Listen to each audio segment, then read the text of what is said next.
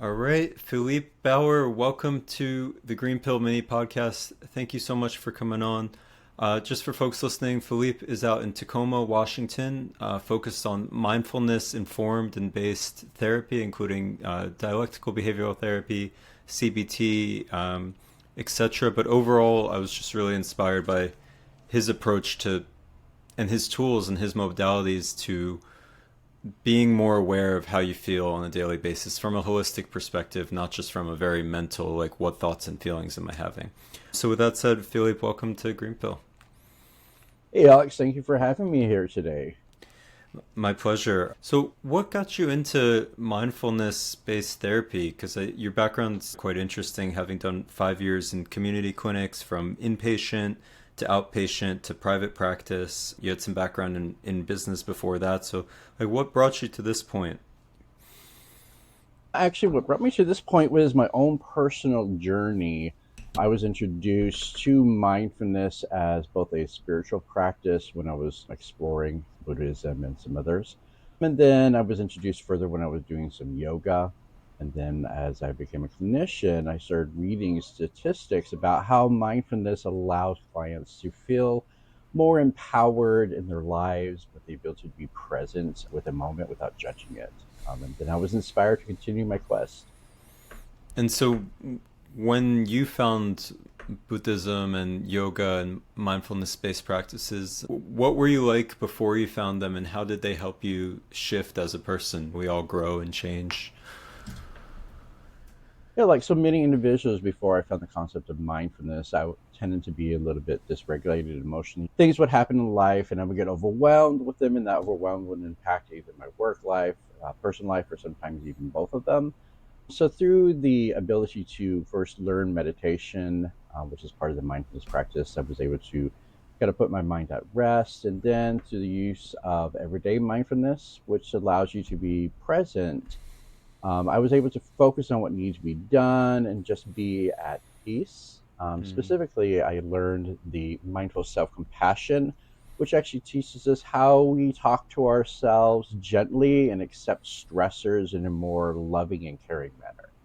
And Could you expand a bit on self compassion, given the crazy, not crazy world, just the varied, changing world that we all live in and on a day to day basis? Maybe you could walk through some examples later on or now on how one can be compassionate to themselves and maybe how that appeared in your life, in your personal life, too. There was a Yeah, so question there self somewhere. compassion is actually so self compassion actually focuses on three pillars. Three pillars are mindfulness, which is just the art of being present within the moment and not judging it. Then it also focuses on self love, which is that changing of that negative dialogue. When we make a mistake or something, we don't generally go, "Oh, I made a mistake. That's okay." We're generally like start to beat ourselves up and say mean things about ourselves. I'm a failure. And so self love, switch that narrative where you're like, okay, and then it falls into common humanity. And common humanity is that reminder that we are all humans, and humans are an ever evolving and changing species. And every human goes through suffering. So it teaches that combination. So putting those all together, an example would be right before this podcast, I had a little bit of anxiety. What am I going to do about that? So I took a couple of mindful breaths, became focused and at peace, and said, okay, many people would be nervous if they're doing a podcast. Am I going to say the right thing? Is it okay just to be yourself? And so this is how mindfulness, self compassion moves into a more gentle space. Thanks for sharing that example. It makes sense, and it's natural. Like you said, it is natural to be a little bit nervous doing something if it's new or different, or in this case, a podcast you're speaking. Can you say the right thing? And so you, instead of meeting yourself with, you're going to do it, it's going to be perfect. It's natural that you're feeling this way. So first accepting the feeling seems like one of the parts of the pillars. And then once you've accepted, being nice to yourself.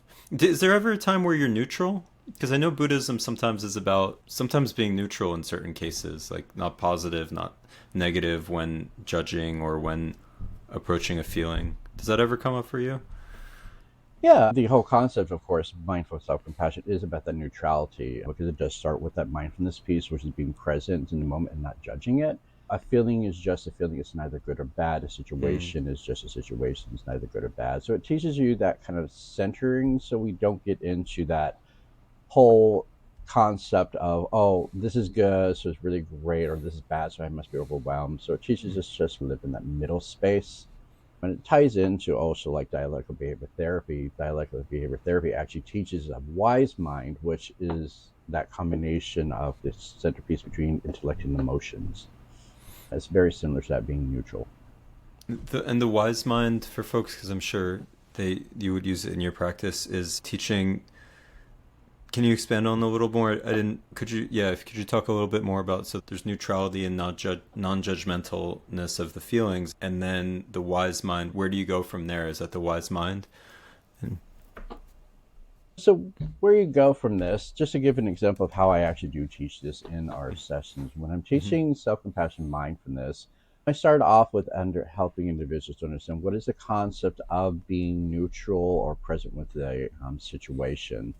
And it just starts off with the recognition of the emotion that you are having, where that emotion feels in your body, and not judging it. Just being like, okay, wow, I'm anxious and anxiety is feeling in my chest, and that's okay to have these feelings.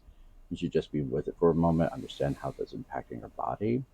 And then we start to have, oh, this is really horrible. We start to move with those thoughts and we remind ourselves anxiety is just a normal part of life. It tells us that we are being safe and that we're not going to get into danger.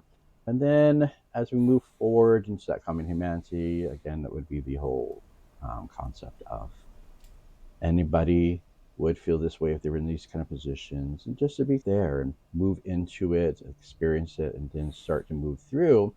And that's where dialectical behavior therapy, where I combine, moves into wise mind, because in wise mind says that we have this emotional piece of us that says that, oh, we're having this emotion's okay.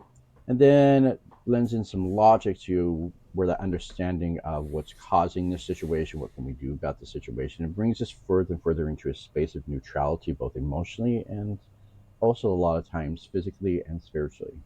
and mentally even, because you're Mm-hmm. putting some context around the situation and why it may be the way it is. Thank you. I think that was helpful how you tied the feeling portion, the sitting with the present moment, towards some context of why something is happening and that everyone goes through it. And you having opened private practice and having worked in this field, would you walk me through and walk folks out there through some of the specialties that you work on? Because I know in community mental health, you mentioned in our interview that it was very diverse in the different groups of people you saw, and then you've niched down in your practice, as they say. Is that still the case? And what kind of folks seem to come into your wheelhouse today? That's a great question, Alex. As you said, in community mental health, it was a hodgepodge. Whatever walked through the doors, what I had to work with or learn how to manage. And through that, I was able to understand that my forte or my love is actually working with individuals with anxiety, depression, trauma, specifically PTSD. And then also, I found out that I had a love for working with individuals who have bipolar disorder. Hmm. That's where my passions went. And they're So your still passion, growing and changing. of course. Yeah, what drew you to those specific ones? Was it like personal experience? Was it just your experience in the clinics, different places you work? Yeah, what drew you to those? So it's a mix of all of those things. So clinically speaking, when I became a therapist, I didn't really know a lot, of course, as we all start our journey.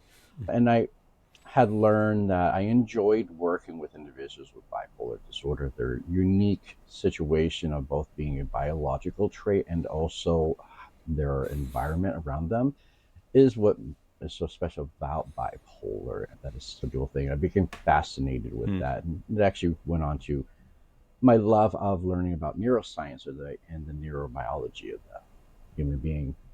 Hmm. As for anxiety, it is something that my ex partner had, and I had seen the crippling impacts that it had on my partner. And I was like, okay, what can I do as a therapist to help people with this? And in fact, I got specialized training as a clinical certified anxiety treatment professional, which was outstanding.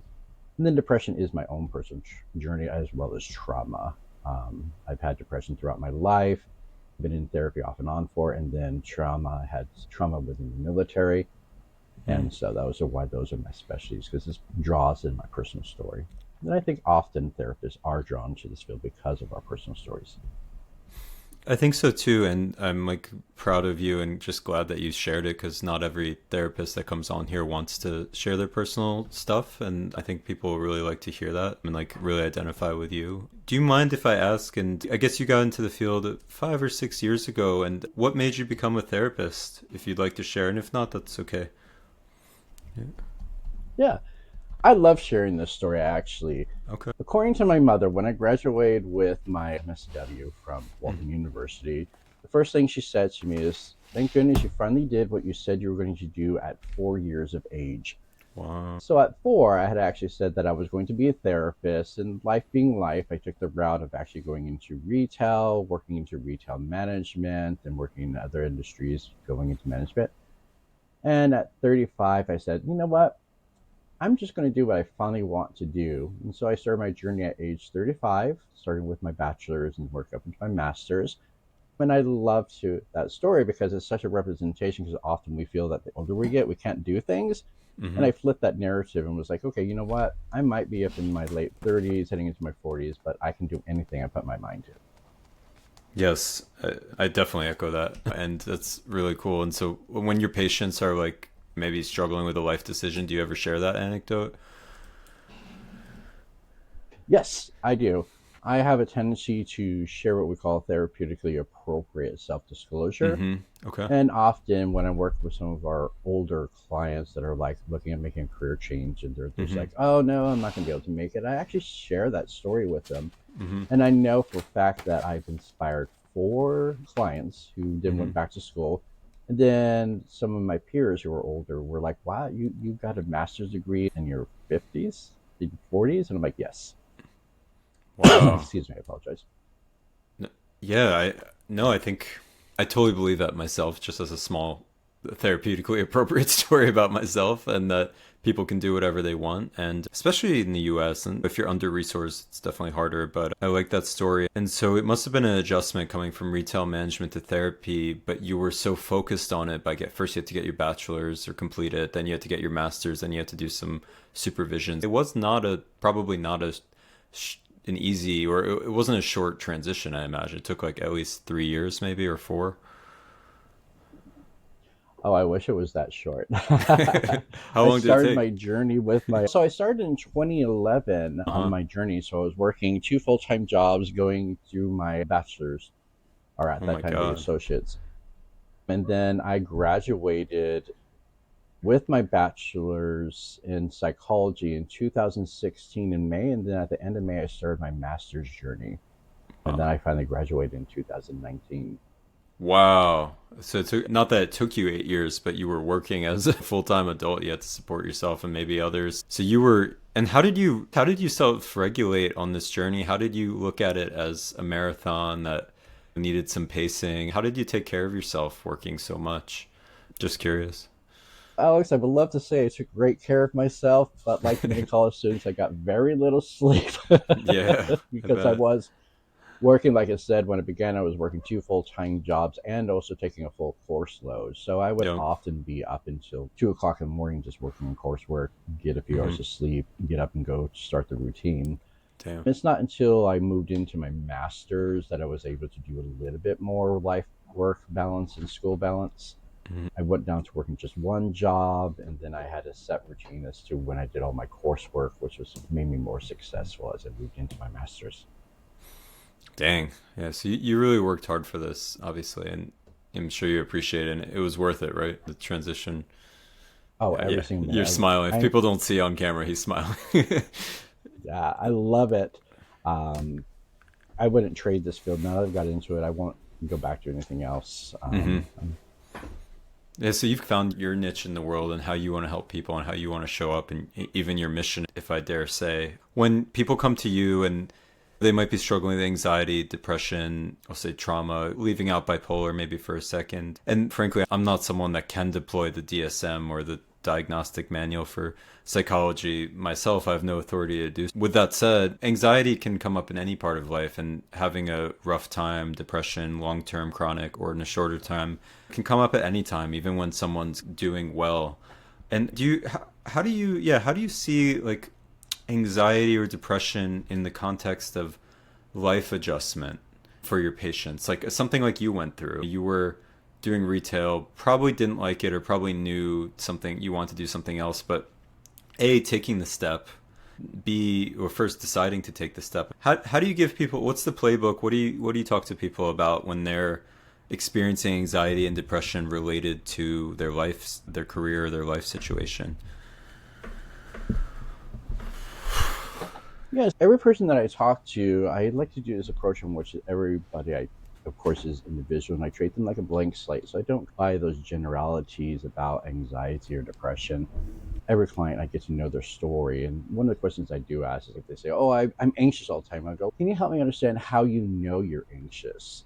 And then Okay. I'll let them explain that story to them, and then they, okay, so I can understand why that would seem anxious. And then I'll search out those things. Is it anxiety that someone's had their whole life? Is it situational anxiety?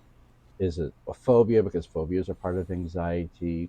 So weeding those things out. And the same I do with depression, because we do have, everybody goes through life challenges, especially we just went through COVID, and the rates of depression actually went high with COVID because we all became isolated and we felt alone. So understanding, is the individual going through depression because of recent events, or again, has this been with them for a while? And those are some of the things that I talk about with my clients, is that understanding their unique and personal story instead of doing a blanket clause. Mhm. And when they come to you with anxiety as it relates to a life change or depression as it relates to a lack of a life change, like has that come across your desk? And how do you counsel them, given you've been through it yourself? It's never going to be the same, right? Yeah. Yeah, it's never the same, but that's such a, when people come and it is about, I'm having anxiety, for example, because I just went through a divorce, and it's made me very anxious. And I'll be there with them and help them to understand that the anxiety that they're going through is just a normal response. It's fear based, actually. Many people don't know that anxiety is a fear based response, Hmm. and that we're going through a lot of life changes. And as humans, change is hard for us and can be very scary, which is also why anxiety gets so high when we're going through some major life changes. And as we work through those life changes, then I tell them, if you use these skills and you take the time to help you change the way you're thinking about the situation, then your anxiety and time may come down. Same So, thing with our, mhm. go ahead. Go ahead, Paul. Yeah, you're going to go on depression. Go. Yeah. Yeah, I was going to go into depression there for you. And so, depression, of course, many people go through depression because they've either lost a loved one, they've just got some medical news that about their health that's impacting them, and it makes them very sad. And again, the same thing I always do is I sit there and understand their story, and then help them to see a path, because I present to them with a unique treatment plan based on their needs, how we can get them there. Hmm. So, great. It's sad to hear that you just lost your relative. How is that impacting you overall? And here are some of the things I can do for you. And often I use self compassion mindfulness because it does allow us to be present with that grief also. And it seems like both with anxiety, depression, that it's not that you're goal oriented because you want to. I imagine with your Buddhist perspective and just your philosophy on being in the moment with the feeling as it is, you want people to allow them to feel how they feel. What's interesting that you shared, I think, is you also give people a way forward and say we could do this together with these tools, these practices, and this change of thinking. So is it fair that you do both of a feeling in the moment, but also perhaps a path forward? Is it fair to say?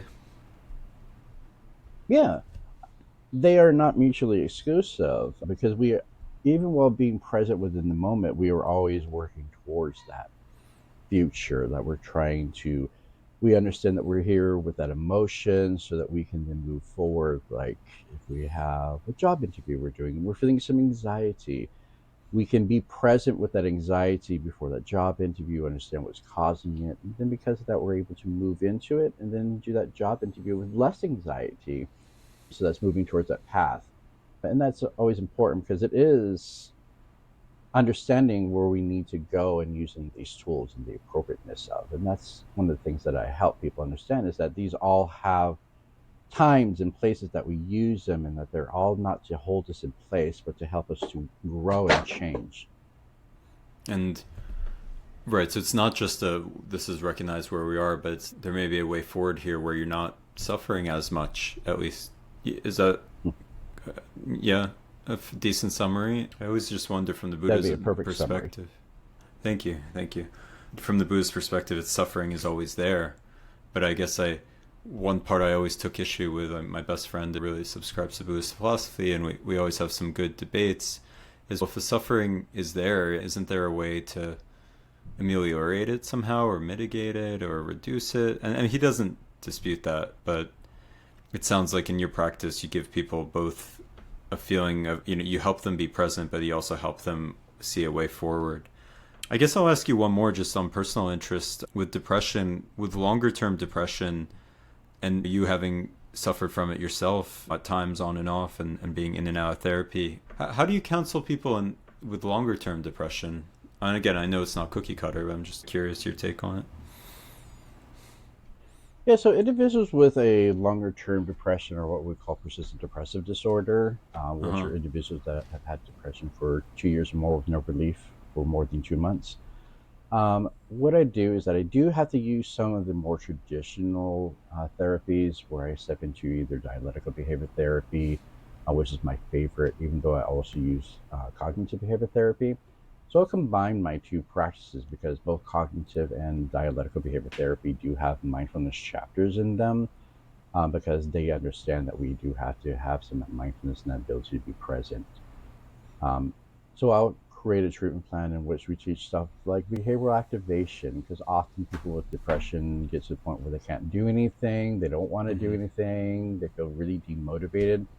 So I'll teach them how to do a behavioral activation calendar, which is doing small things in the morning, the afternoon, and the evening. And then we cross them out because then that increases our dopamine and it makes us happy by crossing them out and accomplishment. And the more they do that, then the more then we start adding on. And then they start to feel more accomplished. And then they can start moving into different spaces in their life where they can be like, okay, how can I be with this current depression I'm having? Can I understand what's going on with it? And it takes a little bit longer, of course, because it is something that has been going on for their whole life. And many of them are on medications, and many of them have been in and out of therapy. In and out, yeah. And it almost sounds like some of the things that we do in coaching. In a way, you step into a bit of a coaching role where, and it's probably not called that in a clinical way, but behavioral activation makes sense. And with your perspective on neurobiology, it does make sense that you would coach people and give them the dopamine hit or help them get to the dopamine hit, and also just accept where they are. So I'm glad we were able to touch on the depression piece, the anxiety piece. Maybe before we finish up, you could touch a bit on bipolar disorder. And you told me it was interesting because it has a biological component and an environmental component, both of which seem really strong, but I don't know much about it. Is there anything you'd like to touch on there? Yeah, so as you had just summed up, that bipolar, even though many of our psychological diagnoses do have a component of biology, but bipolar is definitely one of those that we can tie into the biological aspects. It's generally, we know that brain chemistry, even the shape of the brain, the way our neurons are firing, are some of the reasons that bipolar is, and it is very genetic. Okay. We can trace it back through history. And but the interesting thing about that is that someone can have the genetic traits for bipolar, but never have an activation of bipolar, Hmm. um, because they just their environment is a little bit more supportive or more understanding, or people become aware of the mania portions and the depression portions, and they catch that early. And then you have people who it impacts them very fast because they come from very unsupportive or toxic environments that they don't get to recognize that they're engaging in behavior that puts them at risk.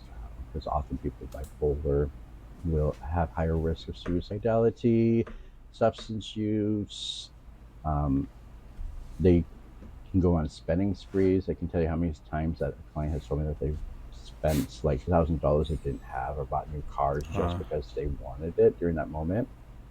And there's a couple other ones I could share, but that's why I love it because it is so unique. And the first step that I do with a client when I'm starting to work with Mm-hmm. them, especially doing outpatient private practice, is that I first ask them, "Are you on medication currently?" Hmm. And if they say no, then the first thing I do is get them set up with a medication provider so that we can get them on something to assist them to make the highs and lows less roller coaster like. Mm-hmm. And then that's how I move into therapy with a combination that is to help them to understand how do we hold ourselves accountable for the things that are going on through dialectical behavior therapy.